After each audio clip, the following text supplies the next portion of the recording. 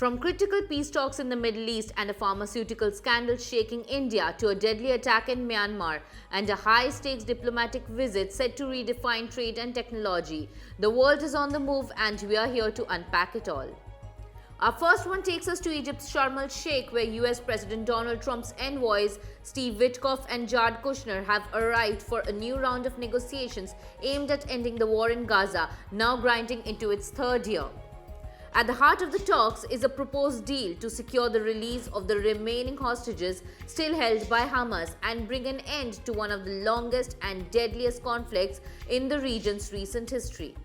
The outcome of these negotiations could have far-reaching consequences not just for the Middle East but for global diplomacy as Washington tries to broker a peace agreement that has eluded multiple administrations. Meanwhile, in India, police have launched a criminal investigation into the deaths of at least 14 children linked to a contaminated cough syrup, a tragedy that has once again put the spotlight on the country's pharmaceutical oversight. Most of the victims, all under the age of 5, died of kidney failure after consuming a medicine called Coldrift syrup, which authorities say contained nearly 500 times the legal limit of the toxic chemical diethylene glycol.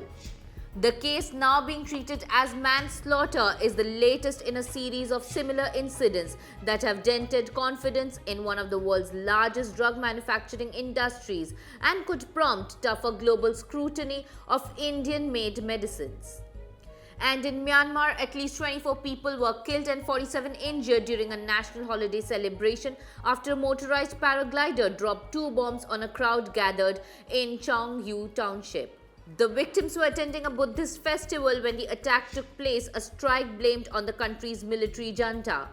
The incident, described by the opposition government in exile as a targeted assault on civilians, underscores the deepening crisis in Myanmar, where protests against military rule continue more than 3 years after the coup.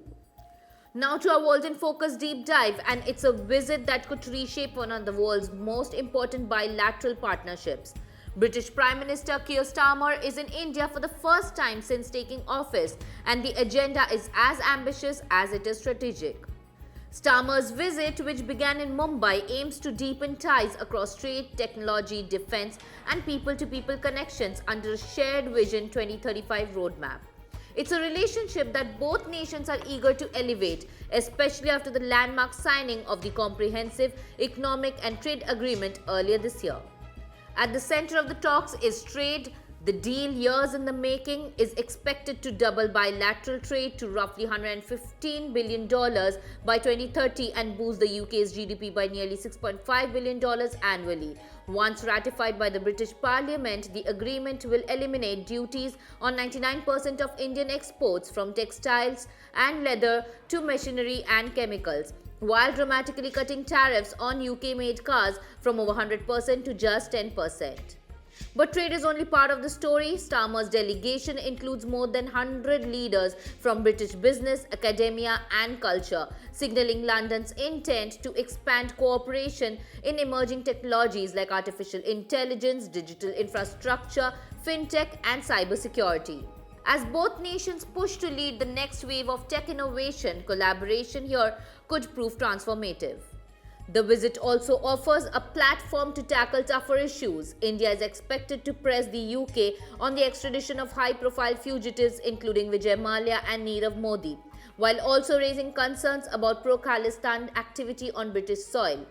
Immigration is another sticking point, with New Delhi likely to see greater mobility for Indian professionals under the new trade framework. And geopolitics won't be far from the table. From the war in Gaza and Washington's evolving peace proposal to Russia's invasion of Ukraine, both leaders are expected to exchange views on how the world's largest democracy and one of its oldest can align their strategies on a rapidly changing global stage. So as Keir Starmer's visit unfolds, it's clear this isn't just about trade or technology, it's about redefining a 21st century partnership between two global players whose cooperation will shape markets, innovation and diplomacy far beyond their borders. So that's all in World in Focus for today. Follow the Finance 360 for more.